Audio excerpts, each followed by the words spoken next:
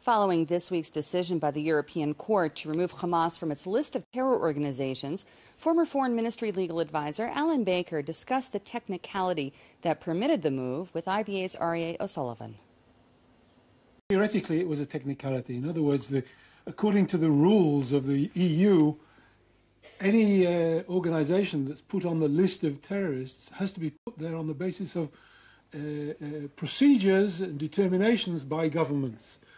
It turns out that the addition of Hamas to this list was based on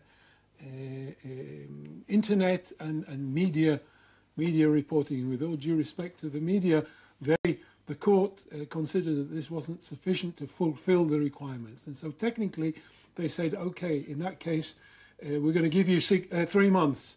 And during this 3 months, fulfill the requirements, and we'll reinstate.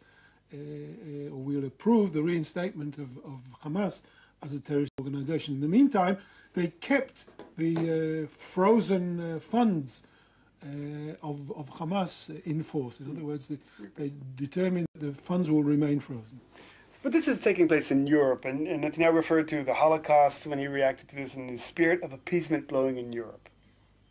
Look, I think that perhaps the various Israeli leaders that referred to it weren't fully aware of the technical aspects of it, and their immediate reaction, as anybody's immediate reaction to removal of Hamas from the list of terrorists, clearly is complete and utter shock. And the truth is that I think this couldn't have come at a worse time for the Europeans. It simply showed them as a laughing stock. In other words, the court could have done this in a different way, or could have called for some type of administrative correction, but they should have known that the headline of removing Hamas from a list of terrorist organizations after what happened during the Gaza war, and the 4,000 rockets being fired at civilians, and the use of